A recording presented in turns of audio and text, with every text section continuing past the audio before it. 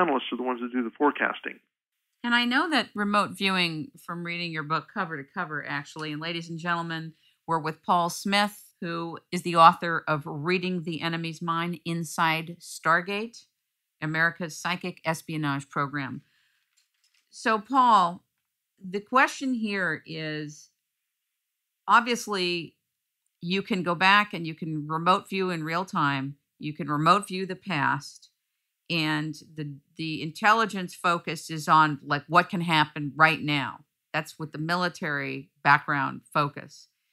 But the question is, for the average person who wants to develop the skill to be able to locate and transcend time and space, what applications, like, can I do anything in looking at investments? Can I do anything in terms of finding a place to live? Can I do anything in terms of bettering my life using remote viewing? Can you describe different scenarios that would be applicable to becoming a remote viewer and Sure. bettering our lives? Sure. Of course, obviously, if you could obtain information from a distant location or an unknown event or whatever, that has utility. The government used it to collect intelligence for that very reason, that they were able to get, it was used as a last-ditch thing, last-ditch solution when all other intelligence methodologies failed, but they could use us to get information they couldn't otherwise get. There's a value in that, obviously, and you can extend that into the civilian world. You can go, in terms of supporting criminal cases, police operations and stuff. You can use it in forensics, that sort of thing. Now, the average person isn't going to do that, obviously. So how else can you use it? Well, one goes back to the discussion we were just having on the future and time. There's actually one way to guarantee a future event and be able to determine the outcome of a future event. And when I say guarantee, that's within 70 to 80% accuracy. It's a thing called associative remote viewing, where, let's say, you have a sports team playing. My favorite choice is the UT Longhorns versus the Texas A&M, right? So you have a football game. Longhorns, A&M. Who's going to win? You want to bet on the outcome so that you make money. Well, how do you do that? Well, if you ask a remote viewer, okay, A&M is playing UT tomorrow. I want to know who's going to win. So can you give me the information? The remote viewer is going to only get as good as chance. They won't be any better than flipping a coin in that scenario. Based on that kind of question. Based on that kind of question. Yes or no questions posed to a remote viewer usually don't produce much more than a chance outcome because their left brain cognitive function gets involved. And it amounts to no more than a guess. Doesn't also ego get involved on the yes-no? It can. It can be brought in more significantly. I did one of these things against the Super Bowl a few years ago. Involved, I think it's the first one the Patriots won, and I don't know anything about football. The Patriots were playing somebody else. I don't remember. If you had asked me, are the Patriots going to win, or these other guys, whoever that was, I don't know anything about football. It would have been a guess, right? So in that case, ego wouldn't have been involved. It just would have been a coin flip. But somebody else who has an investment in it, like they like the Patriots, then they might bias their answer in that favor. So it's even worse than a coin flip. Okay. So, but what you do is to get all of that out, ego, cognitive interpretations and interpolations, all that stuff out of the picture, you focus on remote viewing's abilities and how it's most successful. And so instead of telling the viewer that you want them to tell you who wins the game, you say, I want you to describe a target I'm going to show you day after tomorrow. And what you do, and we're assuming the viewer is somebody else, what you do is you pick two objects. One is going to stand for UT winning. The other one is going to stand for A&M winning. So let's say you say, okay, well, if UT wins, I am going to show the viewer an apple. If A&M wins, I'm going to show the viewer a pencil. Okay, so at this point, you have no idea who's going to win. The game is played. UT wins. Of course they win. My alma mater, soon to be, right? The Longhorns win. So you, on the day after the game, you go to the viewer and say, here's the object that you remote viewed. Okay, now, that's the process. But what happens is you tell the viewer the day before this game was played, say, I'm going to show you an object on the day after tomorrow. I want you to describe it for me. Well, neither one of you know who's going to win the game, but at the day after tomorrow, you are going to show the viewer an object. So the viewer tries to project forward, and come up with information that helps him or her determine what, the description of the object.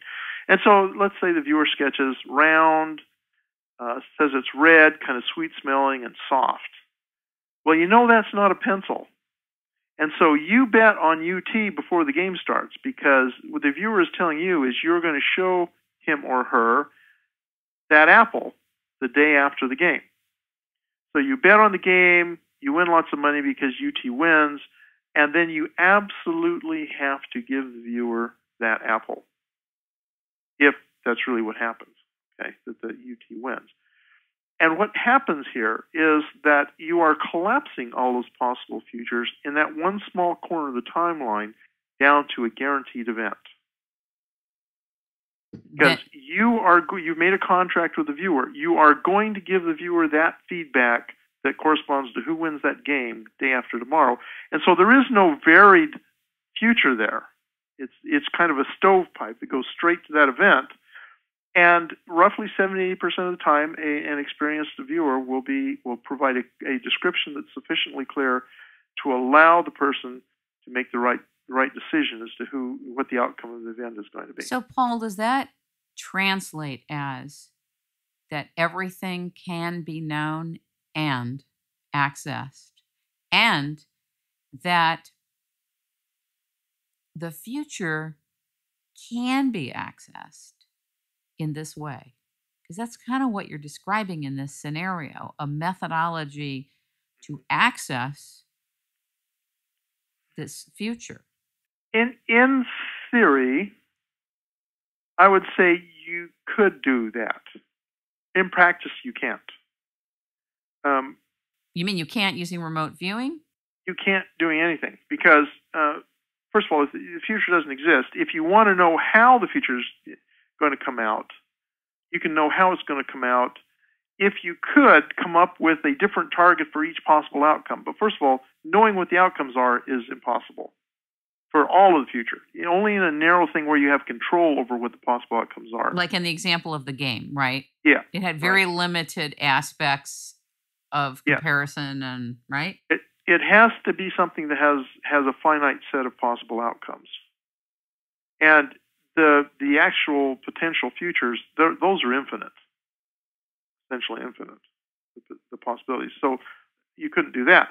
But you can actually extend this social remote viewing model a little bit broader. For example, we try to do the Pick 3 Texas Lottery when I do a social remote viewing class. So I'm probably going to have one in January or February. When I do a social remote viewing course, our graduation exercise is trying to predict the Texas Pick 3 Lottery. But that requires 10 possible distractor targets. So instead of an apple and a pencil, you've got to have an apple, an egg beater, a pencil, an inkwell, a rubber ball, a handgun, I don't know, any possible set of objects. Or you can use photos. You also use photos. But the problem is that the more of these things you get, the more they're similar. And so the more you're going to have overlaps between objects. And so your results become more and more ambiguous. Still doable. One of my students, ARV students, won the Texas Pick 3 twice in 2 weeks and had the correct numbers in the correct order except for 1 or 2 8 times using this associative remote viewing process on a 10 target set like that. That is amazing. Statistically, that is hugely amazing success. It should never happen. It is so statistically amazing. But because she used the methodology, she was actually able to make money in the Texas Pick 3 lottery. It's not a huge lottery. You don't make a huge amount of money. What other civilian applications do people come for? Can you name it? Because not everybody's going to be looking for lost children and helping police departments. Right. And they're maybe not. Well, I should say about the ARV thing, quite a few people using it for stock investments. Okay. It can be useful any kind of future binary event, something that's got 2 outcomes or a limited number of outcomes you can use it for. So they use it. I've seen some use it in the currency markets and in stock markets and in lottery and in sports betting and that kind of thing. So it has a variety of investment possibilities here. Now, not everybody's investing either. And I have